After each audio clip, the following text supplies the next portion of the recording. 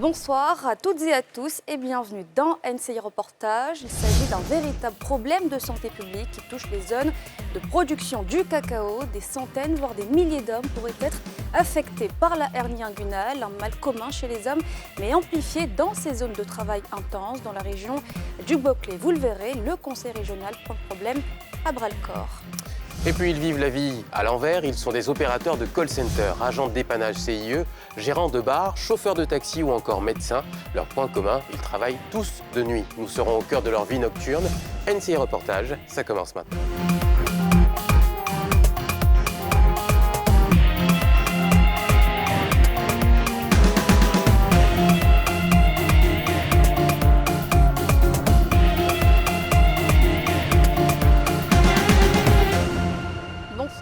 Bonsoir Mélina. Alors ce soir on parle de santé, d'une maladie qui touche particulièrement les hommes et encore plus dans les régions de production agricole.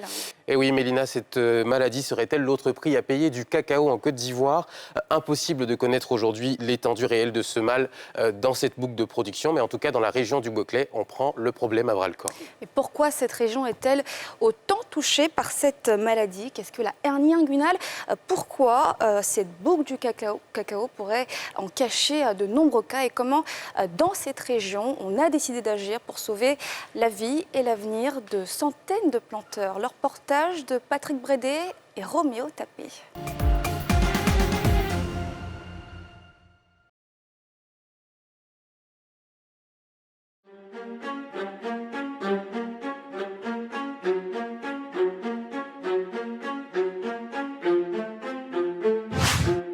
Nichée en plein cœur de la nouvelle boucle du cacao, Sassandra est l'une des zones agricoles les plus productives de Côte d'Ivoire. De ses plantations sortent plus de 200 000 tonnes de cacao.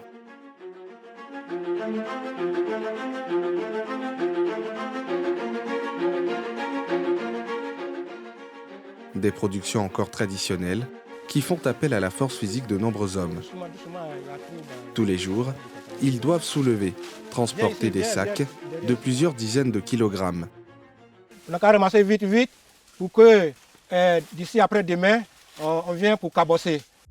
Une activité pénible à la source d'un mal qui ronge des centaines voire des milliers d'hommes dans la région. Il faut se lever, ça que la soit déchiré.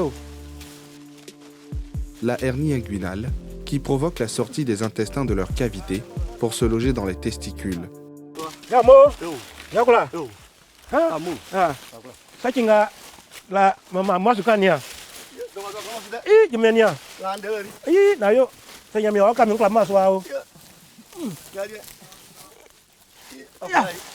Firmin est planteur. Difficile aujourd'hui d'effectuer les gestes d'autrefois. Il se déplace à l'aide de ce bâton pour atténuer ces douleurs que lui provoque sa hernie inguinale. Par rapport à soulever des sacs là, j'ai fait ça pendant 20 ans et puis j'ai commencé à sentir le mal ici. C'est là, j'ai vu que c'est hernie. C'est là, je suis là comme ça. Un sac comme ça peut peser combien de... Yeah. En tout cas, ça peut faire au moins, la cabosse là, ça peut dépasser 80 kilos, hein, les cabosses là. C'est lourd. Bon, tu n'as pas l'argent.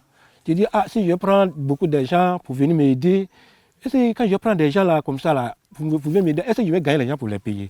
Donc souvent, toi seul, tu te concentres et puis tu fais.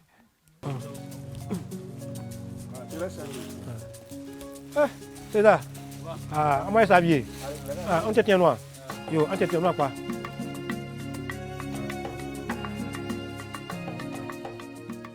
La maladie est handicapante et impacte la capacité des planteurs à travailler. Firmin est devenu presque inutile dans sa propre plantation. Il doit désormais se faire aider pour espérer profiter des fruits de ses 4 hectares vieillissants.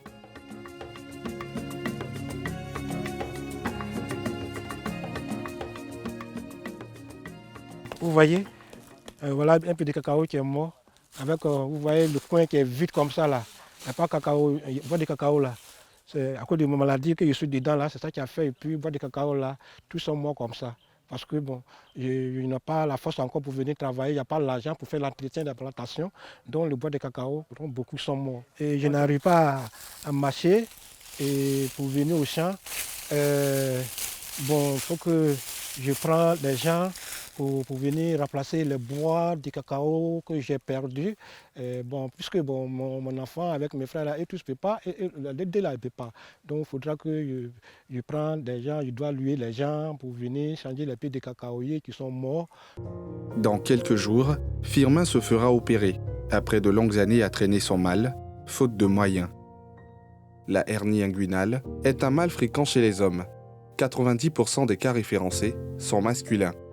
Mais ici, dans la boucle du cacao, le poids des sacs chargés sur les épaules pour les allées et venues sans fin est un catalyseur de ce mal, que l'on soit vieux ou jeune. Ce matin, Sévérin, 24 ans, doit subir une intervention chirurgicale à l'hôpital général de Sassandra. Bonjour monsieur. Bonjour. C'est vous qui êtes venu du conseil régional pour vous faire opérer? B. Sévérin, c'est toi? Ah d'accord, venez. Il y a 5 ans, des douleurs récurrentes à l'abdomen obligent le jeune homme à abandonner les travaux champêtres. En tout cas, ça faisait mal. C'était dans mon ventre. C'était dans ton ventre. Donc, il m'a montré, il a entretenu quand c'est descendu. Donc, quand il m'a dit, ça ne va pas. Mon ventre fait mal. Douleur, c'est bon, je suis assis là maintenant, ça ne va pas. Comme quand ça tombe 6 mois comme ça, ça tombe, moi, il m'a pas piqué, ça calme. Donc, mon vendredi familial, ça ne me reste pas. Sévérin fait partie des chanceux qui vont pouvoir se faire opérer grâce à l'aide du Conseil général du Boclé. Mais malgré la main tendue, il aura fallu du temps pour le convaincre. Parce qu'à un moment, ça fait 3-4 ans, quand il m'avait déclaré, j'ai dit bon, je vais t'opérer. Là, il a dit, va aller voir sa maman au village. C'était une façon de fuir. Voilà, c'était une manière de fuir. Il allait voir sa maman au village. De là-bas, il a fui sa maman encore. Ça fait 2 ans, on le cherchait. Dans ces derniers temps, ça fait 2 mois maintenant qu'il est arrivé. Et je lui ai dit, c'est la peur qui te fait ça. Mais cette année-là, cette peur-là, il faut enlever. Même j'ai fait encore opérer l'un de mes grands frères, qui est à Sawa. Je l'ai expliqué. Il a dit, quand il avait peur, je l'ai expliqué. Je lui ai dit, j'ai opéré papa. Donc toi, on va t'opérer. Première cause de consultation en chirurgie à Sassandra, la hernie reste un sujet tabou en raison de son apparence disgracieuse. Une maladie qu'on tait par honte du regard des autres, dont les conséquences peuvent être dramatiques. J'ai été marqué par une histoire, j'étais arrivé tout début de ma carrière ici. J'arrive, on gare le taxi, on enlève un monsieur, dedans une grosse hernie qui est morte et on l'envoie directement à la morgue. C'est resté gravé ici. On ne doit pas mourir d'hernie. Je suis là pour ça. L'État m'a envoyé ici pour ça. Et je suis là, je ne travaille pas, je suis toujours en veste. Et les gens sont en brousse, au lieu de venir, on va opérer. Ce n'est pas ça. Une maladie de la honte, dont les malades subissent le poids du regard de la société. Anissé, venez!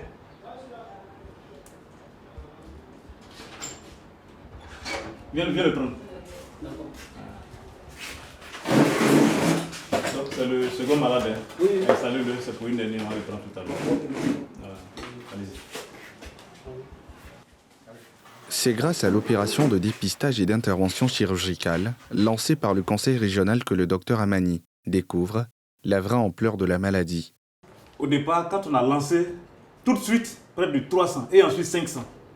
Et donc le conseil a dit, waouh, il y en a tellement, on va arrêter pour cette première liste et puis on va relancer. Une fois qu'ils ont la hernie, ils sont handicapés, ils ne peuvent plus aller au champ, ils ont mal. Donc ils sont assis à la maison et la production baisse. Donc aujourd'hui, il faut les resocialiser. D'abord parce qu'ils sont hors du tissu social sur le plan émotionnel, culturel, mais sur le plan productif, ils sont hors sujet. Donc il faut les réopérer pour les mettre dans le tissu social et économique. Le médecin décide de nous montrer les photos des premières interventions. Des clichés qui donnent froid dans le dos. On y voit, ça c'est une hernie inguineuse scrotale gauche. C'est une hernie inguineuse scrotale droite. Et voilà une hernie chez un sujet de 14 ans qui a cessé d'aller à l'école à cause de la hernie. Vous voyez? Dieu merci, grâce au conseil, on l'a opéré aujourd'hui et tout le monde est content. Vous voyez cette hernie, une hernie qui arrive presque au genou. Presque au genou. Une hernie, pour une hernie inguineuse scrotale gauche qui arrive presque au genou. Vous voyez? Et quand un homme se retrouve devant une telle situation, ben, il n'a plus de vie sexuelle parce qu'il a mal. Il ne peut même pas venir. Parce que là, si il s'amuse, ça va s'étrangler, c'est fini. C'est toute la honte. Donc il est obligé de s'isoler. Même sa femme, même souvent, c'est des dossiers vraiment classés en matière de vie sexuelle.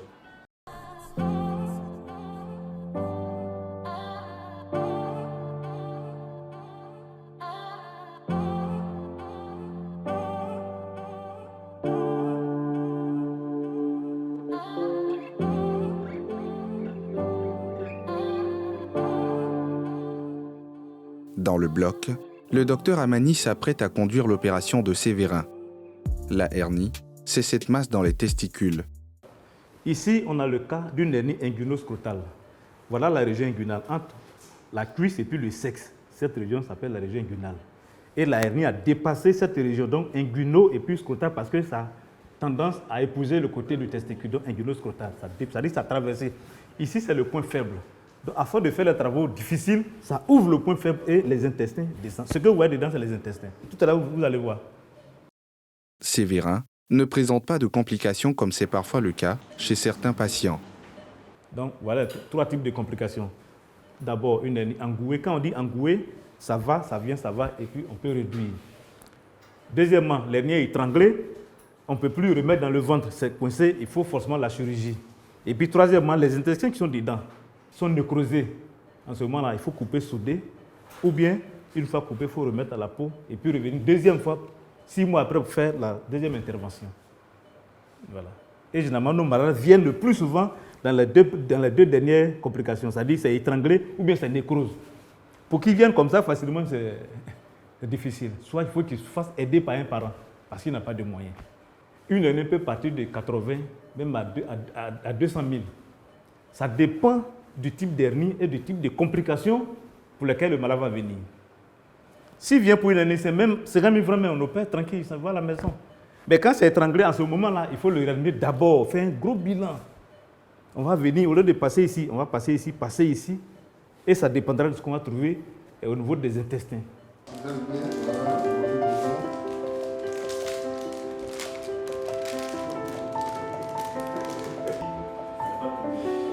L'intervention de la hernie se fait sous anesthésie locale. Il ne faut pas avoir peur, comme on a dit là. Il y a beaucoup d'hommes, de gens qui ont été opérés, donc ça va bien se passer. Tu as compris? Voilà, ça va bien se passer.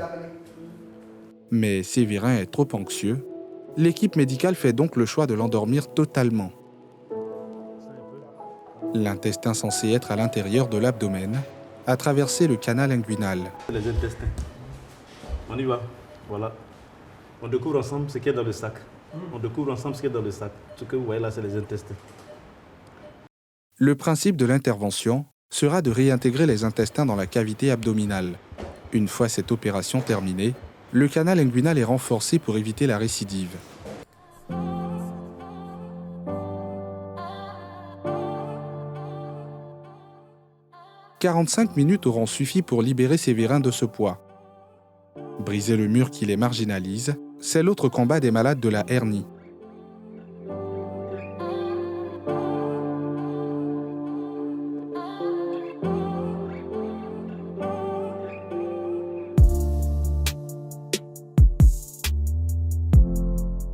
C'est à Dioropo que nous retrouvons Firmin.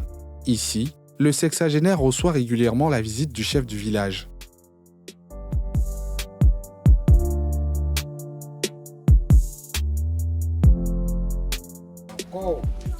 Oui. Ça va? Yuka. Akwame. Petit. Maman, merci beaucoup. Attends, Franco. Ouais. Kwame Blaise. Ouais. Merci beaucoup. Ouais. Merci beaucoup. Ouma, merci beaucoup. Ces rencontres aident des malades comme lui à sortir de leur isolement. Au départ, tout le monde était autour de lui quand il était valide. Hein. Vous savez, c'est ça aussi. Mais à partir du moment où il est tombé malade, chacun s'est replié. Et puis, bon, ça l'a emmené à se rétracter. Bon, nous fréquentons les gens, nous cherchons comment pouvoir le remettre dans la société. Firmin porte encore les tristes souvenirs du départ de sa compagne. Peut-être que c'est à cause des malades, comme je suis malade là, peut-être c'est à cause de ça. Ouais. Parce que bon, je n'arrive pas à marcher comme je marchais à l'époque. Je faisais les choses quand je marche comme ça là. Quand tu me vois, tu es garçon, mais tu m'aimes. Et puis bon, avec le ballon qui est au milieu ici encore. Bon, vraiment, moi-même, entièrement, les sous là, il n'est pas de forme. Je pleure. Jusqu'à aujourd'hui, quand je me couche la nuit et que quand je dors, quand je me réveille, mes larmes qui coulent là. Je pleure. En plus de supporter les douleurs que lui inflige la hernie, Firmin a appris à vivre avec le regard des autres. Ça me fatigue. Souvent, quand il y a beaucoup d'hommes comme ça aussi, on est en train de causer comme ça, lui aussi, il commence à parler. Ça me fait honte. Quand il fait le bruit, bon, je suis parmi des gens et puis il fait comme ça, vraiment j'ai honte. Après ça, souvent, quand il y a beaucoup d'hommes comme ça et puis je me retire, je ne vais pas là-bas. À cause de cette maladie. C'est grâce à l'assistance de ses voisins qu'il vit au quotidien. C'est le frère Kwame, bon, sa femme, il m'envoie un peu de manger avec mon voisin qui est là. Et c'est sa femme qui me donne l'eau à laver et le soir, et s'ils ont fini de préparer, et puis bon, ils envoient mon plat, et je mange un peu, puis je vais me coucher. Chaque matin, mon voisin, là, sa femme me donne l'eau à laver. Donc vraiment, je pleure. Il y a beaucoup de soucis. Soucis là, ça est dans moi là trop. Ce jour, la délégation du chef apporte une bonne nouvelle à Firmin. Une annonce qui va mettre fin à 20 ans de calvaire. Sa situation a ému le conseil qui a décidé de le faire opérer. Ça nous fait 2 mois que nous sommes vraiment lancés pour cette opération. Mais ce n'est pas évident. Les personnes, mais quand on croise, ils savent qu'ils font la maladie. Nous-mêmes, on sait que la personne fait la maladie, mais il n'a jamais accepté. Donc, je loue vraiment son courage. Voilà, je loue vraiment son courage. Et par son courage, nous aussi, et ça nous donne aussi l'envie de lui donner vraiment le sourire. Voilà, lui donner le sourire qui lui manque. Je n'arrive pas à aller dans mon champ et aujourd'hui, bon, je suis dans la salle d'opération. C'est ce que bon, Dieu a déjà fait et quand je vais avoir ma guérison, comme ça, je peux lancer pour aller au champ. Cette intervention va surtout recréer le lien social pour Firmin. C'est le recueil. Une femme qui veut faire enfant. C'est une jeune fille. Alors, elle a 30 ans. Si on se met d'accord, si on a fait un enfant. Avec le symbole de sa masculinité retrouvée, Firmin peut désormais sortir de ses douleurs physiques et intérieures et sourire à la vie. Donc quand là tu vas guérir, tu vas recommencer à danser un peu. J'aime ma danse. À Giro Premier, je suis là-bas. De ça, quand je danse là, tu as une chanson que tu aimes chanter souvent? L'engage bon sens là. Tu as une chanson que tu connais bien?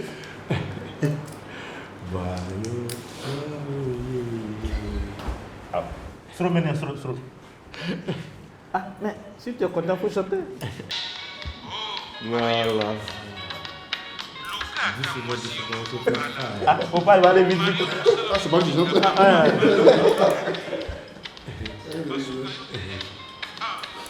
Trop bien.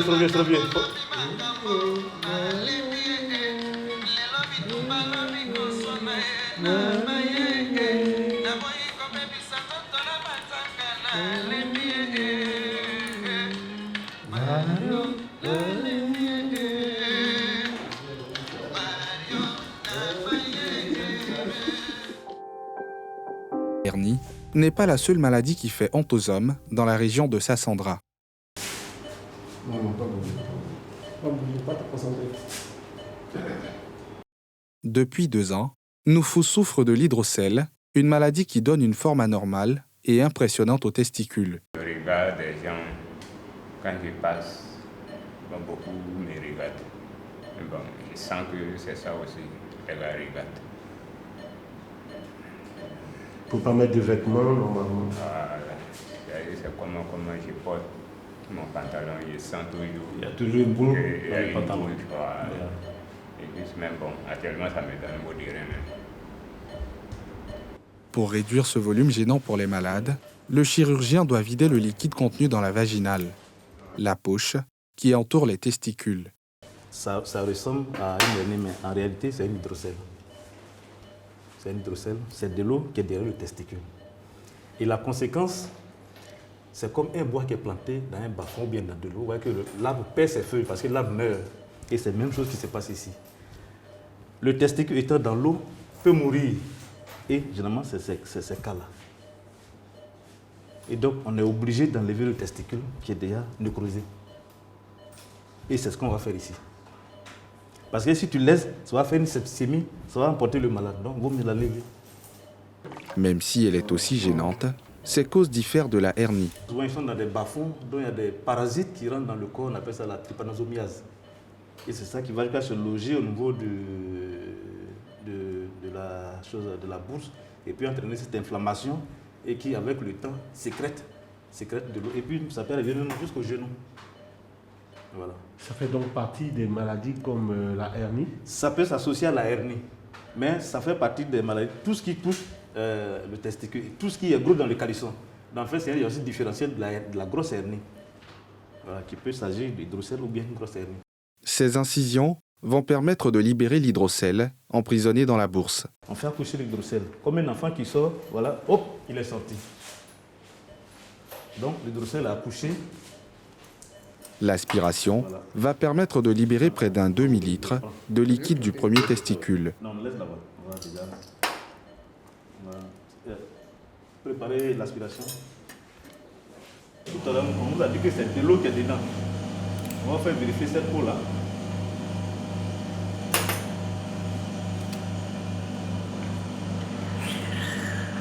Regardez là-bas.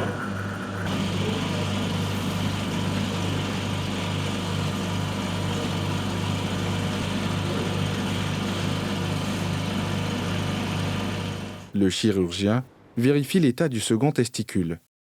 Il faut agir en urgence pour le préserver et éviter à Nouphou d'être définitivement stérile. Donc, quand on examine, le deuxième testicule est en train d'être atteint encore. Donc, on va le prévenir pour ne pas qu'il me donne. On va déjà soigner, aller vider l'eau qui est là-bas. Cette fois-ci, le testicule est bon. Il y a déjà de l'eau. Voilà. Si on ne le fait pas, voilà. il va devenir comme voilà. C'est ça. S'il n'en a pas, il ne pourra plus. Parce que c'est déjà gâté.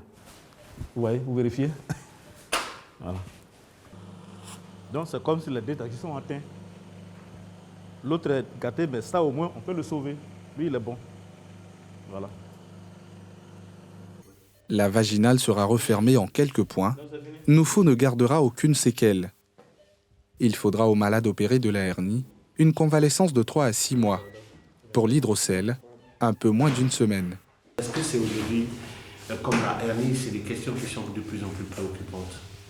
Ça me fait presque 20 ans que je suis là. Et tous les jours, c'est préoccupant. Oui, c'est préoccupant. Parce que souvent, ils viennent dans des complications pas possibles. Ils viennent dans des complications, soit des nécroses d'intestin, on est en train de couper, et puis faire une hystomie. Et il va revenir encore pour une deuxième intervention. Or, quand vous venez, pendant que ce n'est pas compliqué, on fait vous repartez à la maison tranquille.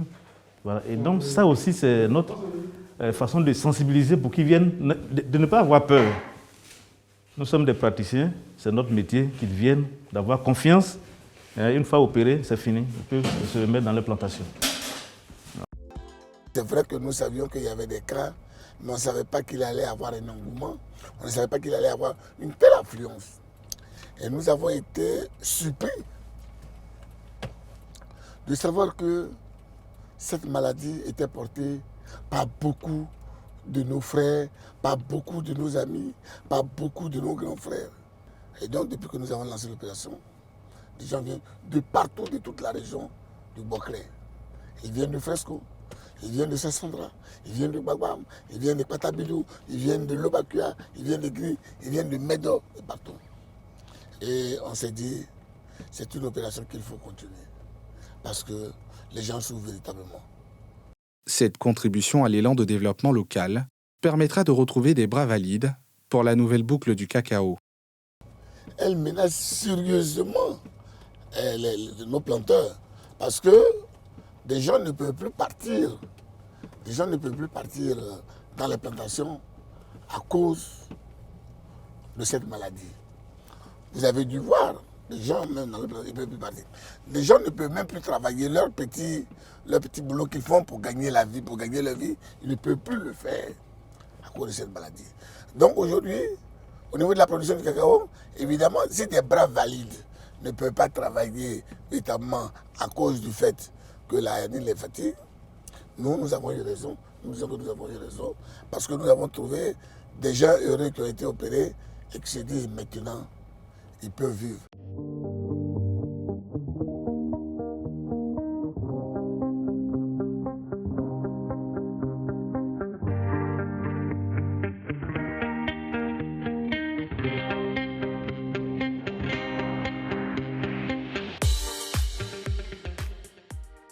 À Niababli, le président du conseil vient s'enquérir de l'état de guérison de la vingtaine de personnes opérées dans ce village. Et pour nous, la santé, elle est primordiale. Parce que quand quelqu'un a la santé, il retrouve tous ses membres, il retrouve toute sa vigueur, il peut travailler. Il peut travailler d'abord pour sa propre famille, il peut travailler pour le village, il peut travailler pour la ville, il peut travailler pour la région, il peut travailler pour la Côte d'Ivoire, et il peut travailler pour l'humanité. Les bénéficiaires de cette opération sont devenus les porte-parole d'une maladie qui fait des ravages dans leur région. Ouais. Avant, il portait, c'était ici, mais maintenant, là, elle peut bien fourrer sans boulot. Est-ce qu'avant, tu sentais le regard des gens quand tu passes? Même si les gens ne parlent pas, est-ce que tu sentais qu'on parle? Oui, je sais, je sens. Je sais qu'on parle de moi, mais il a dit quoi? Tu n'as rien dit. On est obligé d'accepter comme s'il est. Qu'est-ce qui te gênait le plus? Parce qu'il y avait un gros sac devant moi. Ouais, ça me gênait même trop. Et c'est trop petit, un jeune, pour avoir ces gens de maladie. J'étais gêné parce que tu as ton mari, la hernie, si tu passes, tout le monde te regarde. Tu passes à elle, tout le monde te regarde. Mais elle fait quoi celui qui a hernie? Mais aujourd'hui, ça va. Il n'y a pas de moquerie, tout va bien à la maison. Et de dire même la première des choses, même souvent, même quand il met au WC, je suis obligé de chercher boire dehors pour aller m'asseoir si ça passait. Le pharo même traînait à terre. Donc ça fait que moi-même il n'arrivait pas. Mais quand on te dit pharo d'un garçon, tu connais déjà. Voilà.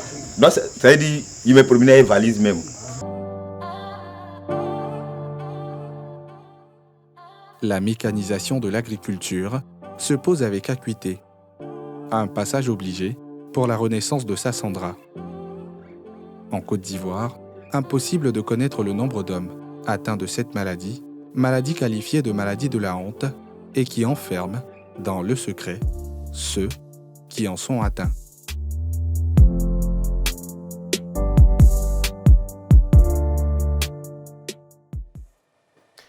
Alors, on le voit dans ce reportage, un problème de santé publique qui touche essentiellement donc, des producteurs de cacao et ciblé donc, dans la région du Boclé. Pour en parler, on a décidé d'en recevoir le président du conseil régional, Basile Fregbo. Bonsoir.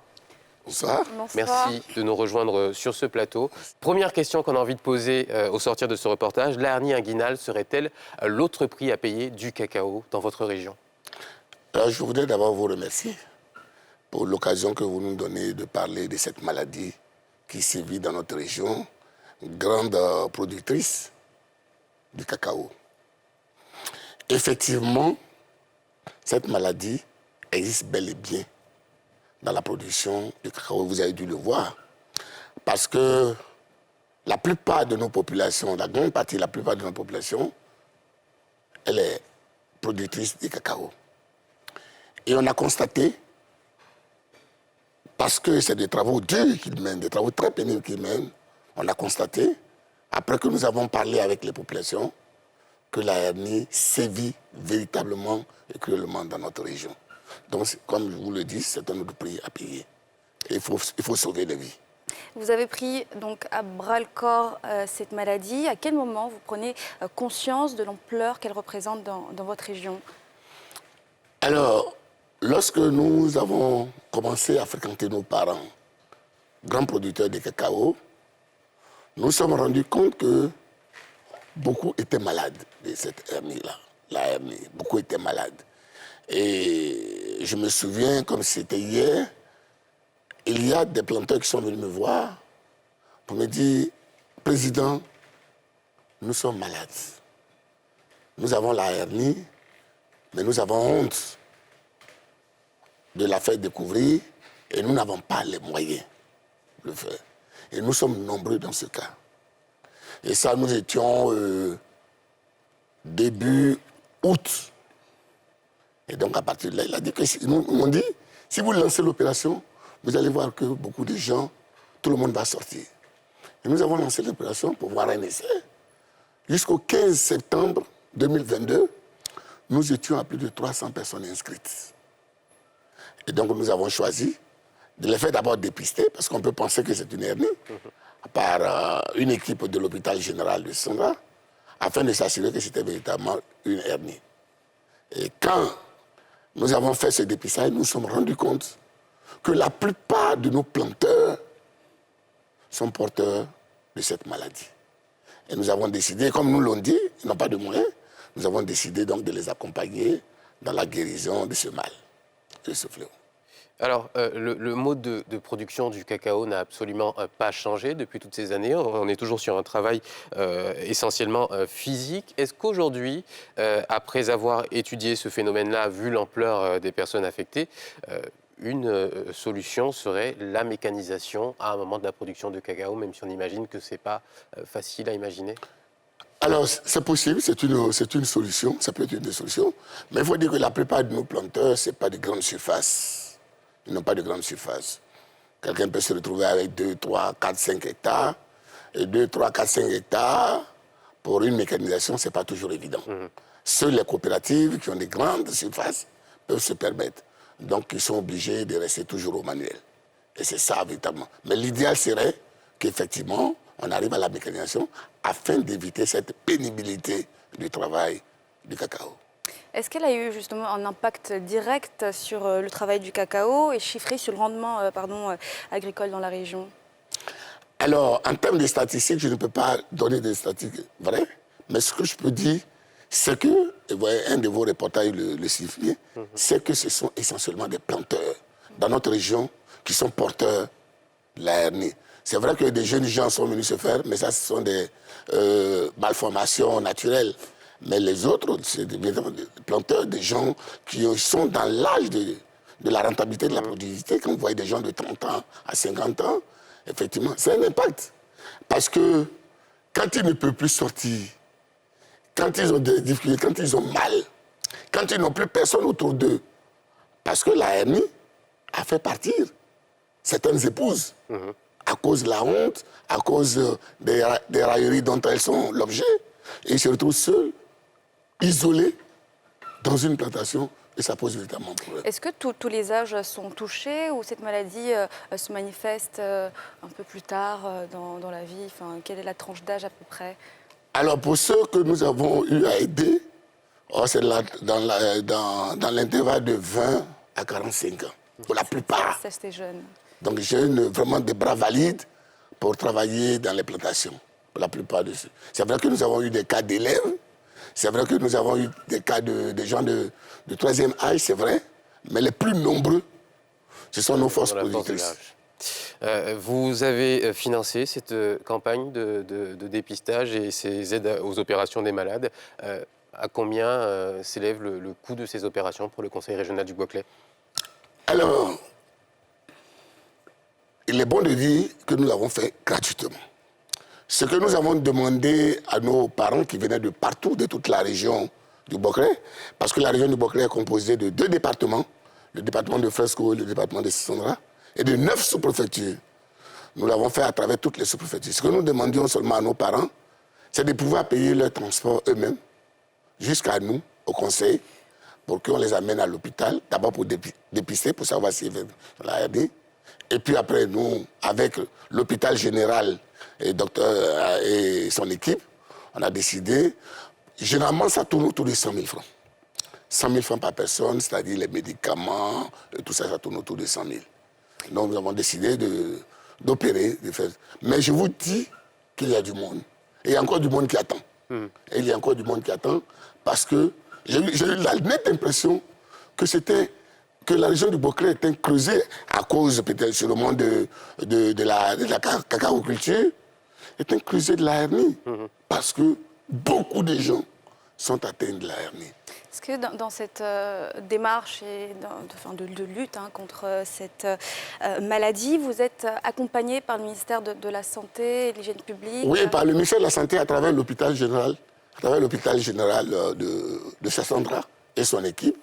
Ils nous ont accompagnés parce que ils nous ont dit de prendre un certain nombre de choses en charge parce qu'un coût réel, ça tourne autour de 150 000, 100 000. Bon, ils nous ont dit, vous payez les médicaments avant l'opération, vous payez les médicaments après l'opération, et puis de façon forfaitaire, vous payez la main-d'œuvre parce que les gens travaillaient nuit et jour, véritablement.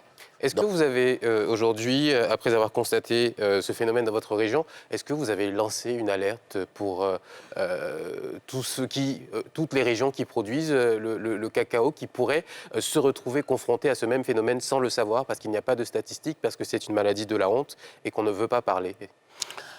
Effectivement, je suis sûr et convaincu que dans toutes les régions productrices de cacao ou dans toutes les régions où le travail est pénible, on a ce genre de maladie. Et d'ailleurs, j'ai profité pour informer le ministre de tutelle, pour lui dire qu'au niveau de la région du Bocré, la hernie est une réalité. Il faudrait qu'on pense à voir comment nous pourrions régler ça. Donc je lance un appel à toutes les populations, à mes collègues des autres régions, pour dire qu'effectivement la hernie existe, mais les gens ont honte de se présenter. Ils ont honte de se présenter parce que c'est une maladie, selon eux, dégradante. Donc, ils ont honte de se présenter. Donc, je lance un appel pour dire qu'on n'a pas le droit d'avoir honte quand on est malade. Il faut qu'on arrive à se faire guérir. Et quand l'occasion se présente, il faut. Parce que nous avons vu des femmes qui étaient très heureuses. Après qu'on a enlevé ce fardeau à leur mari, ils étaient très heureuses. Il y en a qui étaient même en instance de séparation. Donc, d'une pierre, nous avons fait plusieurs couples, puisque nous avons rétabli des couples qui étaient en train de se disloquer. Donc, pour dire que la reconnaissance, demander à tous les parents qui ont la maladie de se faire découvrir, de se faire soigner. C'est une maladie comme toute autre et il faut accepter de se faire soigner. Merci en tout cas d'avoir ouvert les portes du Conseil à nos équipes pour nous intéresser à ce problème de santé publique. Et on remercie bien sûr toutes les équipes médicales qui continuent de prendre en charge les patients atteints de l'hernie inguinale. Merci Monsieur Basile Frébault. Et on rappelle que vous êtes le président donc, du Conseil régional du Boclé. Merci d'avoir été avec nous. Alors moi je vous remercie. Je remercie NCI qui s'occupe de très près des problèmes et des maladies de nos populations. En tout cas, félicitations à vous. Et venez toujours découvrir. C'est une invitation que je vous lance. Il y a de quoi découvrir dans le Boclé. Merci beaucoup. Merci beaucoup. Et on continue notre soirée avec un second sujet, Mélina. Et oui, on va aller à la rencontre des acteurs de la vie nocturne. Et ce sera après une courte page de pub. À tout de suite. De retour sur le plateau de votre magazine de société. Merci d'être toujours si nombreux et si nombreuses à nous suivre. Ils travaillent quand les autres dorment, Pierre. Eh oui, Mélina, ils sont des opérateurs de call center, ils sont agents de dépannage CIE, gérants de bar, chauffeurs de taxi ou encore médecins. Nous les avons suivis sur leur lieu de travail dans leur vie nocturne. Des vies parallèles qui ne sont pas sans conséquences. Est-ce par choix ou par nécessité? Comment le vivent-ils au quotidien? Y a-t-il des avantages dans cette vie hors norme? Élément de réponse de William Sakiré, accompagné par Doria Gloire et Serge Roland-Gicard.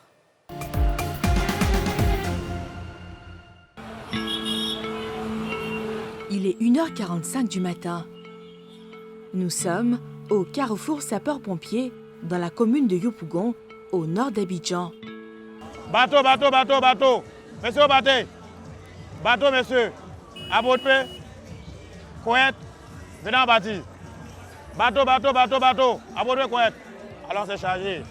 Et contrairement à ce qu'on pourrait croire, c'est le début de la journée de travail pour Salif, chauffeur de taxi. C'est ça qui fait Yopougon. Hein? C'est tout ça qui fait Yopougon. Yopougon, c'est la joie, c'est l'ambiance. C'est tout ça qui fait Yopougon. Les gens ne dorment pas. Voilà. Donc vous voyez, il est déjà 1h, mais on dirait qu'il est midi. Donc c'est tout ça qui fait Yopougon. Moi, je préfère travailler dans la nuit que dans la journée. Puisque la nuit, il n'y a pas d'embouteillage, il n'y a aucun problème. On roule sans problème.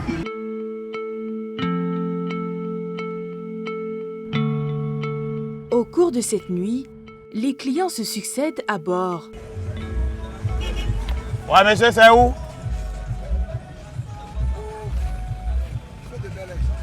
Bel Air.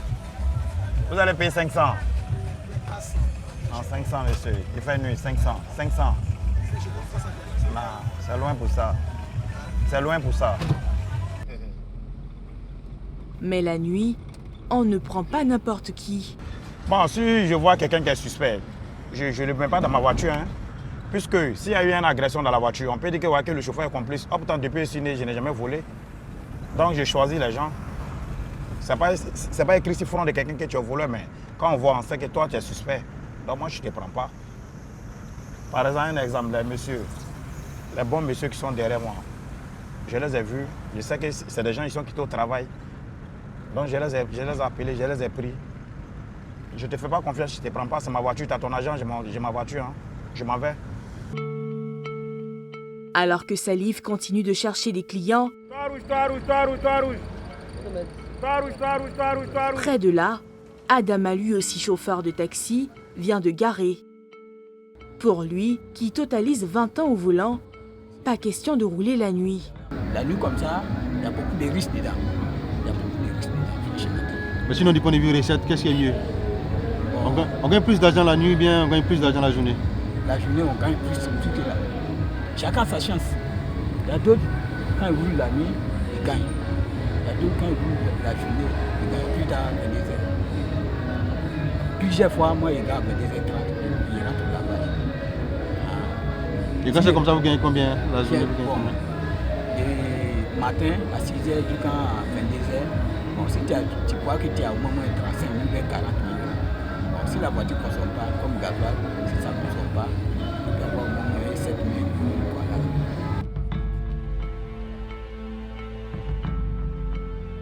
Pendant ce temps, Salif a un nouveau client.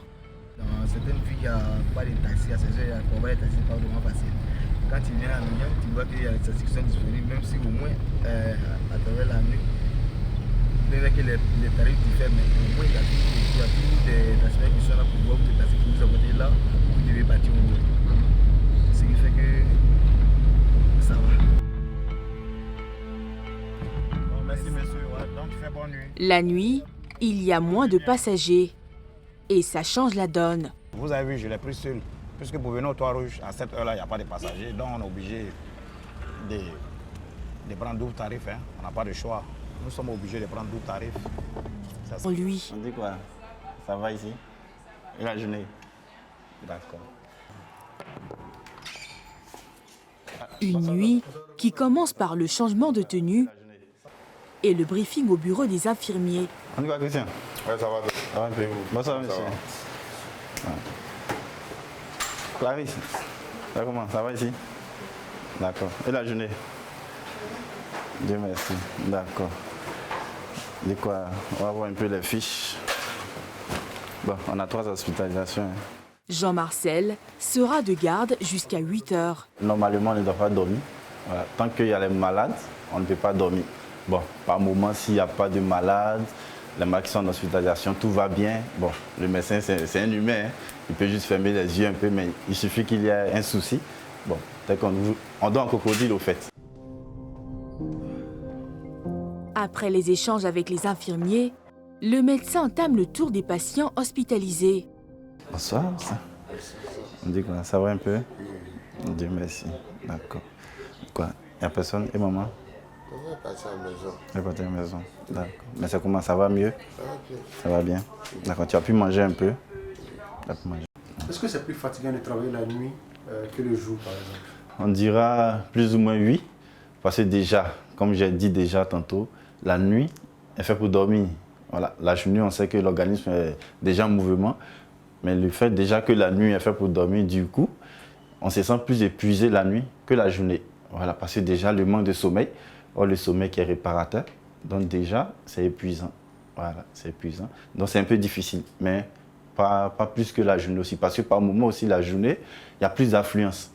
Voilà. Il y a des nuits où bon, il n'y a pas d'urgence, tu viens, tu ne fais que veiller sur les malades qui sont là. Par moment, s'il n'y a pas d'hospitalisation, bon, tu es là. Hein. Pour cette nuit, il y a 3 malades aux mains de l'équipe médicale. Parmi eux, le fils de Mathéna. Au chevet de son fils, la mère a un avis plutôt tranché au sujet du travail de nuit. Travailler la nuit, ça ne fait pas partie de ce que j'aime en fait. Mais aujourd'hui, le fait que tu travailles la nuit, ça ne va plus en fait. Oui, effectivement. En d'autres termes, ça arrange. Voilà, ça dépend du métier que tu exerces. Voilà, si ça rentre en fait, dans les critères de ton métier que tu exerces et que tu dois travailler la nuit, c'est obligé. Donc souvent, ça s'impose qu'on doit travailler la nuit. Donc souvent aussi, ce n'est pas obligé de travailler la nuit. Si j'ai le choix, je ne veux pas travailler la nuit en tout cas. Pour Maténa, c'est trop contraignant.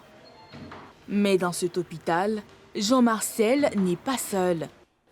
Des collaborateurs comme Ella partagent régulièrement les gardes avec lui. Donc, tu vas, voilà, tu prends les paramètres. S'il y a un dysfonctionnement, tu me fais un retour. Voilà, il vient là-bas. Et c'est au rythme des marches d'escalier et des visites incessantes au chevet des patients qu'Ella organise sa vie privée, même en période de fête. Le jour de la fête, je mets dans la tête qu'on ne fête pas. Mais quand tu descends, tu peux fêter en famille avec tes parents, tout et tout. Depuis 5 ans, Ella est dans ce métier. Et son époux a appris à vivre avec. Il est habitué parce que c'est le travail que j'ai choisi. Sauver des vies, c'est le travail que j'ai choisi. Donc, il est habitué, on fait avec. Il ne se plaint pas. Au contraire, même, il me soutient beaucoup dedans. C'est beaucoup de sacrifices. Hein? Oui, oui. Vous n'avez pas peur lorsque vous êtes ici que votre mari est seul à la maison? Non, non, pas du tout. Il n'y a pas d'appréhension, tout ça? Non. Alors que l'aiguille de l'horloge de la salle d'attente tourne, la garde se poursuit jusqu'au petit matin. Au nombre des secteurs qui ne peuvent se soustraire du travail de nuit, il y a le secteur de l'électricité. Nous sommes à la direction régionale Abidjan Sud de la compagnie ivoirienne d'électricité à Marcory. Le silence et le calme dans la cour contrastent avec l'ambiance derrière cette porte. Donc on va prendre en compte la préoccupation, on va vous enregistrer et il y a un service qui va venir vers vous pour vous dépanner. Ici, l'ambiance est au travail. D'accord, c'est bien noté. Vous avez déjà fait la conférence avec le client, pas encore? Non, pas encore. Pas encore. D'accord, essaie de voir un peu avec eux. D'accord, il faut suivre ça. Paterne est le chef d'équipe d'une quarantaine de conseillers clients. C'était centre de relations clients, il est ouvert 7 jours sur 7 et 24 heures sur 24. Voilà, et vous voyez les dames, les hommes et les femmes ici qui s'attellent à la tâche. Voilà. Comme si, bon, comme d'habitude, hein, voilà. Ce sont 1664 appels ou requêtes qui sont traités ici entre 18h et 6h du matin. Pour faire tourner la machine, il y a 2 pôles. D'abord, le téléphone, comme ici avec Donatien. Je me bonsoir. Je suis Donatien, centre de relations clients CIE. Pour qui travailler la nuit chamboule tout. Pour ce boulot, les contraintes personnelles, c'est que nous n'avons plus notre vie d'avant. C'est-à-dire ici, nous travaillons de nuit comme de jour. Alors que, bon, on suppose que pour des personnes, les samedis, les jours ouvrables, au moment où nous sommes à la maison, il y a d'autres qui sont au travail, ou d'autres qui sont au travail, nous sommes à la maison. Donc on ne peut plus faire la même chose, mais vivre pareillement comme avant. Des contraintes, avec au bout du fil, le sentiment du devoir accompli. On peut se voir comme un héros quand on arrive à satisfaire une personne qui est en détresse, qui nous sollicite et qu'on sait que cette personne vraiment est dans la joie. Et c'est le but principal de notre activité, de satisfaire le maximum de personnes. Il y a aussi un pôle digital, reconnaissable par ses tonalités de notification. Ruth, épouse et mère de 3 enfants, est l'un des conseillers. Quand je suis ici, c'est mon mari qui gère les enfants. J'ai 3 enfants, une de 12 ans qui s'occupe de ses petits frères. C'est un peu comme ça. Donc à la maison, il y a une sorte de contrat matrimonial qui a été fixé pour que le monsieur s'organise autour du travail de madame aussi. Tout à fait. Comment avez-vous réussi à le convaincre là-dessus? Actuellement, le salaire d'un homme ne suffit pas pour la gestion du foyer. Donc il faut forcément que madame ait une activité. Donc c'est comme ça qu'on s'organise pour la gestion du foyer.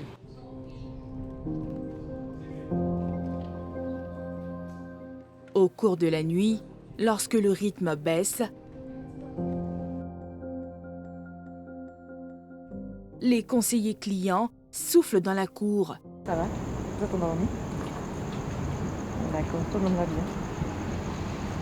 C'est un moment privilégié. On profite pour appeler la maison, la famille, pour voir si tout se passe bien. Donc, durant toute la nuit, là, ça c'est votre petit moment. Voilà, c'est notre petit moment à nous. Personne ne dérange.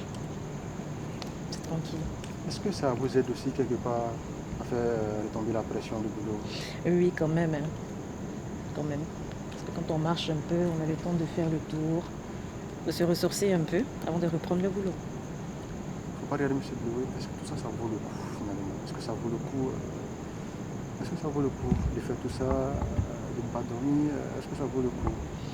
Ben oui, comme j'ai dit, c'est un peu comme une vocation. C'est le métier qu'on a choisi, donc voilà, on s'est habitué. On gagne beaucoup d'argent dedans. Ça va. On gagne beaucoup d'argent dedans. Ça va en tout cas. Ça paie le loyer, ça va. Alors qu'il profite de son heure de pause, ses collègues du dépannage sur terrain sont en route pour une intervention. Allô? Monsieur, bonsoir. On n'a pas pris rendez-vous avec vous, c'est le service dépannage. D'accord, nous sommes au niveau de l'ancienne boulangerie. Vous avez dit qu'on vient tout droit, c'est ça? Nous sommes à Anoumabo avec le binôme Hervé et Guy Landry.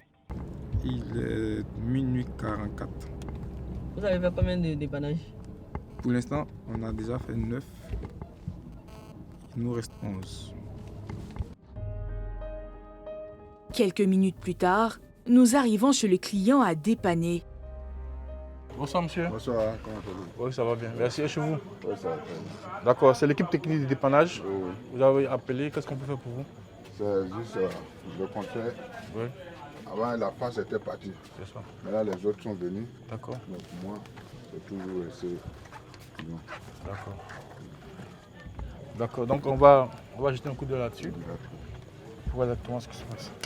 Alors, vous allez jeter un coup d'œil, mais lorsqu'il fait nuit, est-ce qu'on travaille de la même manière que lorsqu'il fait jour? Non, c'est différent. La journée, c'est quand même, on a plus de visibilité. La nuit, il faut faire très attention aux différentes marches, aux alentours de la niche. Et même souvent, c'est difficile parce qu'on a des trous partout. Donc, il faut faire attention, très attention. On imagine qu'on doit redoubler parce que aussi c'est un secteur assez sensible, c'est de l'électricité. Bien sûr, il faut prendre des précautions. Il faut porter les épis, tout ce qui est épis, casque, chaussures de sécurité. Il faut porter la tenue également. Et tout ça pour pouvoir être en sécurité. Tenue sur le dos et matériel en main, c'est le début de la manœuvre.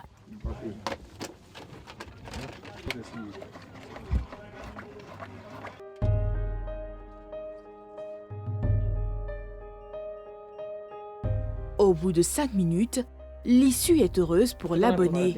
Monsieur, rapprochez-vous s'il vous plaît. Voilà, après vérification, le compteur est défectueux. Voilà. Donc on va vous alimenter de façon provisoire. L'opération terminée, l'équipe repart pour d'autres interventions et il en sera ainsi jusqu'à la relève à 8 heures.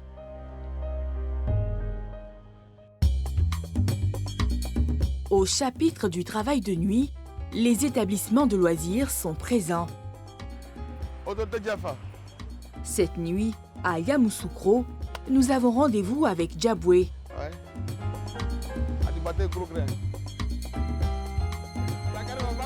L'homme est manager de ce bar situé au quartier 220 logements. Oui, la journée commence pour moi. Hein. La journée commence pour moi, le travail commence pour moi, il est 23h30, tu vois, non? Donc, on vient travailler. Nous, on vient travailler.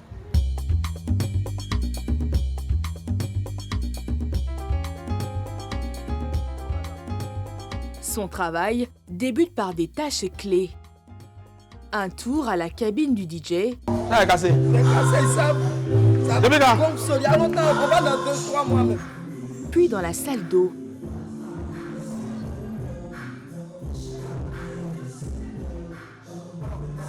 qu'est-ce qu'on fait là maintenant? On fait quoi ce moment là? Ah, le jour de faire l'avance, je viens d'arriver, je vérifie, je suis le compartiment du travail ici, tout le monde en place. Voilà, pour démarrer quoi. C'est Yamso qu'on démarre pratiquement la nuit, il va démarrer pratiquement vers minuit. La personne démarre donc, il faut assurer que tout est en place avant que les graines arrivent. Toute la nuit, pendant que l'ambiance grimpe dans le bar, Djaboué multiplie les allées et venues entre le comptoir et l'entrée. Quand tu arrives au travail, tu as vu, là, tu es sorti, tu vas prévoir coup de fil pour une réservation, tu veux le revenir dehors, confirmer avec le client, on va t'appeler à l'intérieur, et parce qu'il y a un client qui a besoin de toi. Le client vient par affinité, il vient voir Djaboué, il a besoin de toi parce qu'il y a un petit souci, peut-être à la caisse, ou bien avec une facture, ou bien avec une consommation donnée, donc tu peux le rentrer, sortir, rentrer, sortir, rentrer, sortir jusqu'à la fermeture. Des tâches à exécuter avec lucidité dans un milieu où l'alcool est très présent. Je suis garant de eux et du personnel et de la clientèle qui vient nous visiter. Et donc tu vois, juste une bière au passage et puis bon, causer avec les clients, tu vois, faut être lucide pour pouvoir passer, vérifier si les clients sont bien installés, s'ils ont besoin de quelque chose, voir si est-ce que le DJ, la musique qu'il joue là, est-ce que ça assied à la clientèle, passer encore dans les toilettes pour voir est-ce que le terrain surface, est-ce que y a tu vois, donc juste une bière au passage, un verre de champagne, tu vois, tranquille quoi, mais il ne faut pas boire pour être ivre que le client. L'autre personnage clé des lieux, c'est Amadou, le portier du bar. Après 10 ans dans la nuit, il se souvient avoir vu passer du monde. Quel bon souvenir, bon, que son âme repose en paix. Exemple, Ahmed Bagayogo. J'ai eu à le croiser dans la nuit. Ça reste gravé dans ma mémoire pour toujours. Pour récupérer des nuits de travail, il a un planning adapté à ses 2 jours de repos hebdomadaires. Bon, quand on descend matin jusqu'à la fermeture, souvent ça dépend de l'heure. On descend à 5 h, on peut descendre à 6 h, mais vous pouvez vous reposer de 10 h à 16 h. Mais le plus intéressant, on a 2 jours de repos. On travaille 5 sur 7 dans la semaine. Pour connaître la vie dans la journée d'un homme qui travaille la nuit, nous nous rendons à Yopougon, où nous rencontrons DJ Arsenal au pied de sa résidence. Allô? Ouais, Bédi. Tu as pu réserver la chambre là? Je sais pas, qu'est-ce que tu fais? Tu me mets en contact avec eux ou on fait quoi? Il est 13 h. L'homme vient de se réveiller. Mais il doit repartir. J'ai peut-être 15-20 minutes devant moi. J'aurai même pas le temps de manger. J'ai faim, mais bon, le travail avant tout. On mange après, je travaille souvent. Et là, on a dormi à quelle heure? Je suis rentré ce matin, j'ai bossé hier. Je suis rentré ce matin à 7h, voilà, 7h30. À cause du boulot, je suis obligé de me réveiller assez tôt. Sinon, normalement, c'est 10 heures de sommeil quand je suis fatigué après le taf. Mais bon, comme je viens de me réveiller, je n'ai pas trouvé madame à côté de moi, donc je vais voir comment elle se porte à son petit maquis climatisé. Ça sent bon, hein? Elle est l'épouse de qui ça? Celle qui partage la vie de DJ Arsenal, c'est elle. On dirait qu'il y a un truc que je vais rater ici, hein? Elle commande des moutons. Mais tu gardes pour moi, non? Ouais, c'est aussi facile. Ah. Mais tu as regardé pour moi, il est mauvais, il y a ça. Olga vit avec lui depuis 17 ans. C'est une question d'habitude. Les débuts, c'était un peu difficile, mais bientôt 17 ans, on est habitué. On est habitué. C'est son travail. Hein. Bien qu'il parte chercher l'argent, Alors, est-ce qu'il y a déjà eu des moments de colère de sa part, par exemple? Ouais, pas vraiment, mais Dieu merci, j'ai stoppé tout ça parce que il arrivait parfois où il y avait les 10 matins, vous connaissez, non? Après le show, on est lancé dans un autre truc et on rentre à 10h, 11h, parfois presque midi. Bon, tu es sorti à 22h, 23h, tu rentres à midi, c'est bizarre. J'ai eu à faire ça 1 ou 2 fois, elle m'a réprimandé sévèrement. Donc, il fallait que je me plie à ses exigences parce que ne pas dormir avec son mari tout le temps, accepter de dormir seul et après ça, s'il abuse aussi, c'est pas intéressant. Donc, j'ai stoppé tout ça. Elle a appris aussi à faire des concessions. Une femme ne peut pas dire qu'elle n'a pas de doute. Ça, c'est normal. Mais arrivé un moment, quand ton mari devient ton ami, ton frère, Il y a certaines choses dans lesquelles tu ne rentres pas. Voilà. Donc même si ça se passe, il tourne, il vient, il est chez toi à la maison. Voilà. Et puis lui, il est beaucoup casanier aussi. Quand il rentre, il est là, c'est toujours sur son jeu vidéo, mais il vient ici, il vérifie ma musique et il retourne quoi. C'est juste ça. Justement, son mari doit partir. Pour cela, il retourne à la maison pour ranger son matériel et s'apprêter. Puis, c'est l'heure de le revoir. Oui, non, c'est pas demain. C'est le départ pour un week-end marathon. Attention.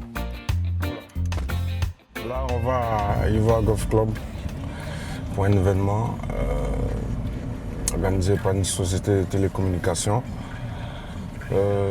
Et après, en fait, je mixe là-bas de 15h à 21h. Je suis le DJ de 15h à 21h. Et après ça, j'enchaîne directement à Yamoussoukro, où je suis coopté pour une soirée spéciale pour une boisson alcoolisée.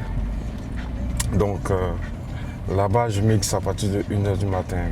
Une vie au pas de course qui est payante. Mes prix sont ouverts à partir de 400 000 pour n'importe quel événement.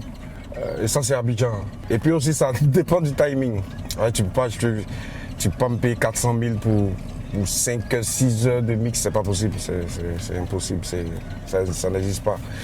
Et ça, c'est qu'à Abidjan.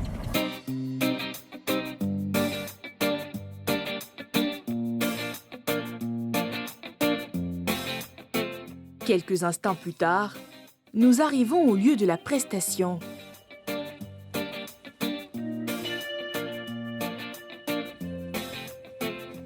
Une fois sur le podium, il installe son matériel pour la première partie de son programme.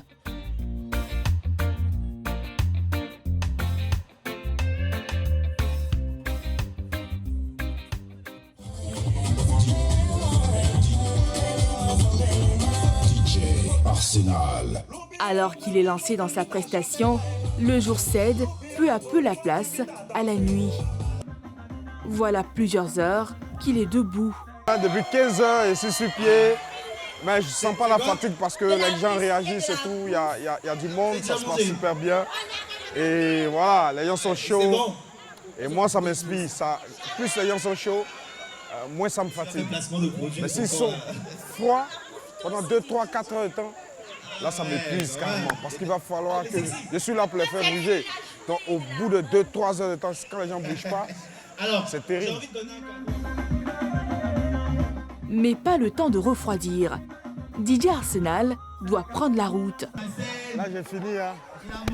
J'ai respecté mon timing. Là. Il est 21h. Je vais chercher à prendre la route. Direction le parking. Pour environ 3 heures de route pour allier Yamoussoukro. Ouais, c'est extrêmement épuisant. Mais c'est une question de passion, comme je l'ai dit depuis la journée. Si tu n'es pas passionné, tu vas trop sentir la fatigue. Là, c'est parce que j'ai fini le premier taf que je suis fatigué. Là, j'ai fini, c'est quand même des heures de mix. Hein. Depuis 15h jusqu'à 21h, c'est pas du jeu.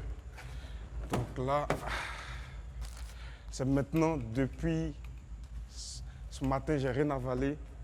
J'ai dit à mon mécano de me commander un truc au supermarché de la station qui est à la sortie de Tesco, que je mange un truc parce que là, même si j'étais seul, je n'allais pas partir en fait parce que j'ai même pas de force pour dire que j'ai récupéré l'autoroute du Nord, ça sera trop chaud pour moi. Donc les gars, bonne route. Merci.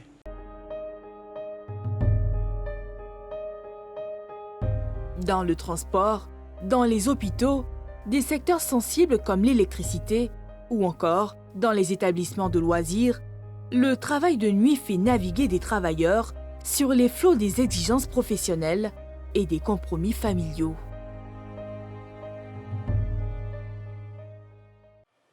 Ah oui, hein, quel sacrifice et quel engagement de travailler la nuit.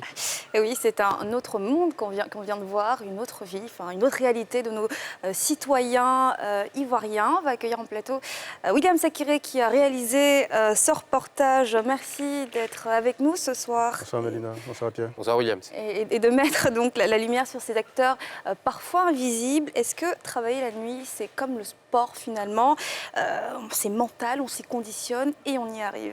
Je dirais que ça peut se résumer en 3 mots. Hein. Du courage, des concessions et puis le contrat respecté. Du courage parce qu'il faut pouvoir lutter avec le sommeil.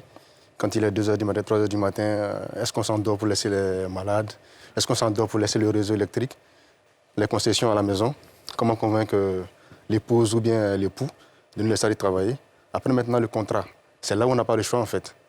Donc c'est en ces 3 thèmes-là que je peux résumer notre aventure dans la nuit. Et on le voit, il y a des activités essentielles dans ces travailleurs de nuit. Comment c'est de travailler la nuit, puisque ça vous arrive aussi parfois en reportage, comme ça a été le cas de les accompagner. Alors, comment ils le vivent, ce travail de nuit? Avant tout, c'est épuisant, parce que c'est des horaires pas corrects. Là où il est 1h du matin, 2h du matin, on a envie de dormir. Mais après, ils se disent quand même qu'il y a la passion. Et puis, il y a une sorte de vocation aussi. Par derrière, certains même se prennent à jouer les Superman, les Superwoman. Parce que lorsqu'on arrive quand même à décanter des situations sur le réseau électrique, qu'on arrive par exemple à transporter un boulanger ou bien un chauffeur à 3h du matin, quelque part, on est un peu comme un super-héros. Donc, c'est ce qui aide aussi à être un peu comme le carburant pour atteindre tout ça. Vous parlez énormément de fatigue, d'épuisement. Est-ce qu'il n'y a pas un risque accru d'accident de travail justement avec la fatigue? Le risque est réel, mais aujourd'hui, quand on leur pose la question, ils nous disent en même temps que bon, c'est vrai qu'on travaille de 20h jusqu'à 8h, mais lorsqu'il est 10h jusqu'à 16h, nous on dort. On se repose. Maintenant, après, c'est déjà à savoir, est-ce que c'est le même sommeil lorsqu'on dort la nuit, lorsqu'on dort le jour? C'est clairement pas la même chose. Même si quelqu'un nous confiait que dans la journée, lorsque tout le monde est parti au travail, c'est plus calme et puis il dort mieux. Alors justement, vous en parlez de cette vie à l'envers, dormir la journée et travailler la nuit. Est-ce qu'il n'y a pas une déconnexion qui se fait du cercle amical, du cercle familial? Comment on le gère? Justement, c'est là où il faut faire les concessions. Parce que après, pour pouvoir tenir le rythme à la maison, si on est père de famille, tenir le rythme à la maison, si on est femme au foyer, il y a cette déconnexion. Quelqu'un me parlait de chamboulement. On ne vit plus comme tout le monde. Même lorsque c'est le 31 décembre la nuit, on est au boulot devant l'ordinateur, on est au boulot sur un poteau électrique. Ils ont conscience de ça. Mais après, c'est là où justement il y a le contrat qu'il faut respecter. C'est, bon, je n'ai pas dit malheureusement, mais c'est le métier qu'ils ont choisi pour certains. Donc il faudra quand même s'y faire, même si c'est dur. C'est une vie qui demande donc beaucoup de sacrifices. Au regard donc de tous ces sacrifices, on a envie de se demander, est-ce que ça vaut le coup? Est-ce que travailler la nuit permet de mieux gagner sa vie que la journée, par exemple? Ça vaut le coup, je le dirais clairement, parce que DJ Asnan nous dit, par exemple, que lui, son prix plancher pour une prestation en tant que DJ la nuit, c'est 400 000 francs. Une seule prestation de quoi? 2 heures de temps, 3 heures de temps. Alors que dans les studios, on a vu, par exemple, qu'il a enchaîné 2 prestations avec une prestation hors d'Abidjan. Donc, quelque part, si on peut avoir 1 million dans la journée, quelque part, ça vaut le coup. Et alors, pour ces professions qui sont peut-être un peu moins dans l'événementiel, on va dire par exemple pour les médecins, est-ce que les heures sont payées, est-ce qu'elles sont payées double, est-ce qu'elles sont majorées en raison du travail la nuit? Est-ce qu'on le sait ça? Oui, ça aussi, par exemple, ils disent qu'ils se sont déjà préparés à ça. Donc tous les différents contrats qui sont établis tiennent compte aussi justement du travail de nuit, du travail de jour. Parce qu'après, lorsqu'on travaille la nuit, souvent on crée aussi un cadre pour leur permettre de souffler, un cadre de récupération aussi. Par exemple, quand on a fini, lorsque le coin est un peu plus calme, lorsqu'il y a moins d'abonnés sur la ligne téléphonique, on peut poser l'oreillette et puis aller souffler, marcher un peu, boire un café pour certains, ou bien aussi même appeler les proches aussi pour avoir leurs nouvelles. Donc, quelque part, le contrat, le contrat est quand même aménagé pour les aider quand même là-dessus. Alors, quel a été votre sentiment à la fin de ce reportage, après avoir passé du temps aux côtés de tous ces acteurs? Mon ressenti, c'est que travailler la nuit, c'est très dur. C'est dur et... Vous ne pourriez pas le faire? Je pourrais le faire en fonction du contrat. Ah. Mais en fonction du contrat et puis de la passion aussi. Parce que la preuve, tout à l'heure, Pierre le disait, souvent on dort... Un bon rattrapage. Voilà. Souvent on dort à NCI. Donc, quelque part, selon le métier qu'on a choisi, on est amené à le faire. Par contre, il y a par exemple cette mère d'un patient dedans qui nous dit clairement que si elle a le choix, elle ne va pas travailler la nuit. Alors qu'il est 1h du matin, il y a son fils qui est là et puis qu'il y a le médecin à son chevet. Elle lui dit clairement, si j'ai le choix, je ne vais pas le faire. Donc, il y a... Il y en a qui le font par choix et d'autres par nécessité oui. ou la par passion, exigence aussi, du métier. Oui. Merci William Sakere pour Mélina. ce reportage. Merci d'avoir mis la lumière sur ces acteurs et actrices de la vie nocturne. Merci Pierre. Merci. Et ça y est, c'est déjà la fin de ce numéro de NCI Reportage. Et oui, c'est déjà la fin. On se retrouve dimanche prochain à 18h30. Merci d'avoir été avec nous et bonne suite de programme sur la nouvelle chaîne ivoirienne.